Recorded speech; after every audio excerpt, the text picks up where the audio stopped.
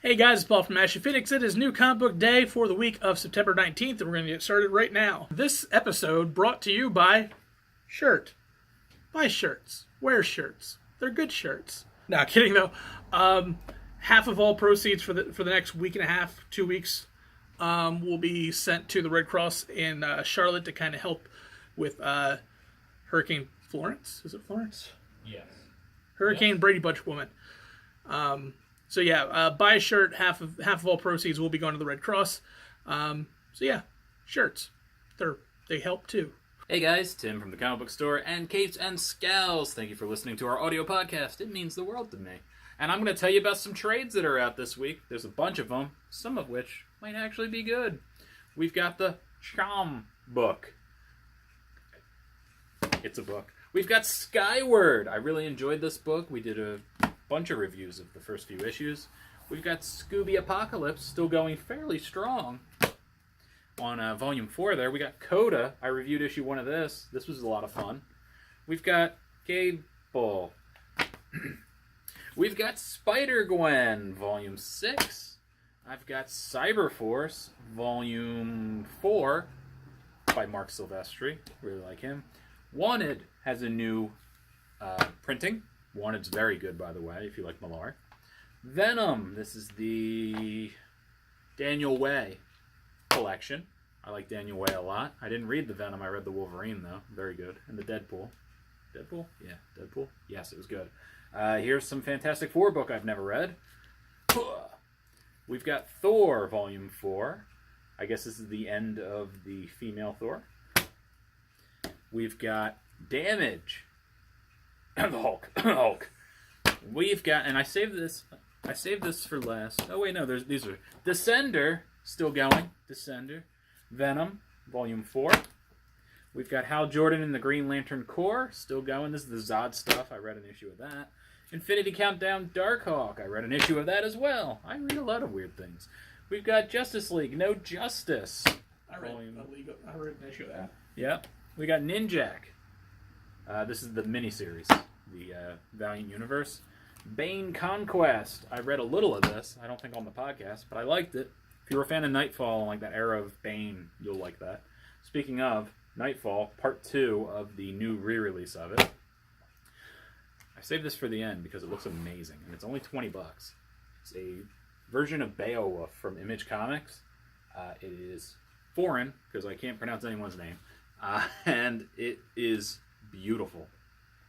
And I'm going to probably buy this one, so I'll order another one for you. But yeah, this looks amazing. Amazing. All right, first up we have Burnouts. The art was okay. I always have a thing about it, especially when you're dealing with like new issues and new series and stuff like that, where the art doesn't match the interior. I don't have an issue with variants, but like I like to see the interior match the cover, at least for the first issue, and this didn't. It got better as the issue went on, but it just wasn't it wasn't great, especially when I saw the cover, and I was excited to see that. However, this is a book about kids growing up in a small town and making fun of all the drug addicts and everything like that. And one of the kids decides that he's going to sneak out and go to the cool kids party, and takes a hit for the very first time and realizes, oh my god, aliens are here, and the only way you can see it is being high. That's literally how this book is. And then the Burnouts, or the group of people that you assumed were all the stoners and losers, are actually the people that are going to save the world. And it's an interesting book. I liked it. I'm probably going to read issue number 2 just to see how this goes. But it was a decent book. So pick this one up. All right, guys. First up for me, I've got Dick Tracy, Dead or Alive, number 1. It is written by the Allreds, and but they don't do the art. They do the cover, but not the interior art. The interior art is kind of a throwback style, which Dick Tracy kind of benefits from. If you're only familiar with Dick Tracy from the Warren Beatty movie, that is so good in that it's not really that great, but it's so much fun. It's one of those movies. I love that movie. I'll watch it 1,000 times. I don't know why Madonna was there, but she was. But anyways, if that's your only introduction to the character, he is your stereotypical old school, no nonsense, hard nosed detective from back in the day. Don't confuse him with that guy with the monkey. Curious George.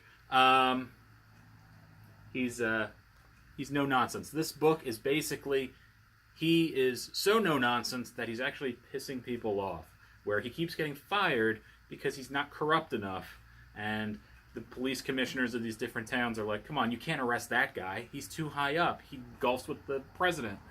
And he keeps getting shuffled around from town to town, and he ends up coming in contact with Big Boy, and it goes from there. If you love classic Dick Tracy, this is a love letter to it. All right, guys, next up, what? Batman 55?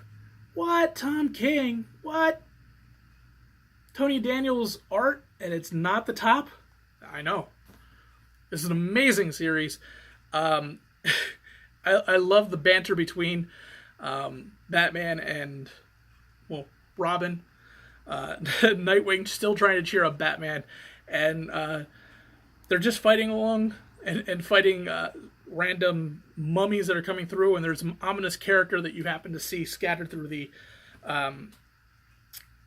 comic. And he takes on a much more prominent role at the end of this issue. I'm not going to spoil anything. Holy crap. If what happens, you are rocking the comic world. And it's a huge issue. But it's a great issue. It does so much for the story. And I love how it becomes a staple of the book in itself. But not my top pick. Definitely will pick this one up, though. Holy crap, if you're a Batman fan, holy crap, if you're a Nightwing fan, you need to pick up this issue because bad things are ahead. All right, next up is an X book. Thank God it's an X book. It's an X book, Paul. Return of Wolverine. I did it. Because Paul didn't, and I had to. But I love Charles Soule, so I'm torn. This book was fine. Basically, you need to read more to get the whole idea. Having read Death of Wolverine, mostly, 1,000,000 years ago when that came out, I was confused, but not so confused that I was taken out of the story. What you have is a very action-filled issue, which you may not have expected. You thought you were going to get more answers? No, you don't. You have Wolverine waking up, and he's in the middle of an exploding lab, and he's trying to save people, but he can't really figure out who he is. He doesn't remember who he is. He doesn't remember a lot of things. He's slowly piecing it together because he got blowed up real good. So what he ends up doing is realizing, well, I don't know what's going on, but that guy's a bad guy. Let me go try to stop him. And he can't even pop his claws yet. He's so out of it. So he goes around trying to shoot people. There's a lot of little cool Easter eggs in this book. If you're an X fan, you will love it. Me not being an X fan, but being a Charles Soule fan, I loved it. It was good. It was almost the pick of the week, but it wasn't. What could possibly be my pick of the week? It is Life of Captain Marvel, issue number 3. I know. This has been a fantastic series. We are at the midway point of the series. Captain Marvel is still having panic attacks and still trying to figure out what is happening in her family's life, and the evil that was kind of hinted at in the first 2 issues is now here, and just like Batman, there is a huge spoiler that could potentially rewrite what you assume is Captain Marvel's origin story and everything about this character. That's why this becomes my pick of the week, because suddenly this miniseries becomes one of the more important storylines in the Captain Marvel universe, with the trailer dropping today, or yesterday rather, and everything. It's just such a good book. It's such a good story, and it's definitely something you should be picking up. It's only a 5-issue mini, so check it out. Wow, the ending definitely threw me for a loop, and I can't wait to see what the last 2 issues have to to be in store for us. All right, and my pick of the week is Batman, The Damned. This is the sequel-ish book to the Joker book that Brian Azzarello and Lee Bermejo did that's in hardcover.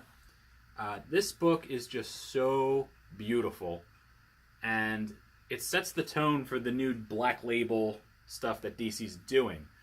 What does that mean? That means if they're going to say the F-bomb, it's not going to be censored. You're going to see the F-bomb. If Batman's... Let's just say we saw his penis in this. It's in there. You can see it. It wasn't like so it wasn't distastefully done. I just want you to be aware that this is an adult comic. This was great. The couple surprises in it. This is also like, hey, Batman is all messed up at the beginning of this. He's in the back of an ambulance, and he starts actually attacking the people who are trying to save him. He doesn't realize what's going on initially. And the underlining story is the Joker has been found dead. Is the Joker actually dead? He was found dead on a bridge, and you're trying to piece it together. There's a lot of cameos. I enjoyed the narration, which was not by Batman, and it was just really beautiful. The book is just beautiful. This is a work of art. I believe it's 3 issues. Buy every single one. Yes, it's a weird format. It should fit in a magazine bag and board. Or maybe not, but who cares? It's beautiful. Buy it. Alright, it's the end of the video where I say something goofy or not. Who cares? Paul, do you remember? I don't remember if I talked about this on the camera. Remember when I did my DNA test? And then and I was Iberian Peninsula, yep. And I was part minority with you or whatever, and we were really like bonding over that. Uh-huh. They updated my results. They took away my Iberian Peninsula. How did they take away? It's gone. How? Gone. How? They're like, hey, we've gotten like 13,000 more samples from the area, and we can better define what you are. Well, you're not Iberian Peninsula. They took all 16%. What are you now? Well, my 30% British got bumped up to like 63% British. A lot of those little areas that were questionable in Europe, now they're just France. Strictly France. And the Irish stayed, which was interesting because I never knew there was Irish to begin with. Scandinavian went, which is weird because that's what I was told I was. But I miss you being Spanish. We always will have those 4 months when we thought I was Spanish. We'll always have them. They can't take that away from us. 4 months? They can't take you really, really badly trying to say Spanish words while we're doing the books. See.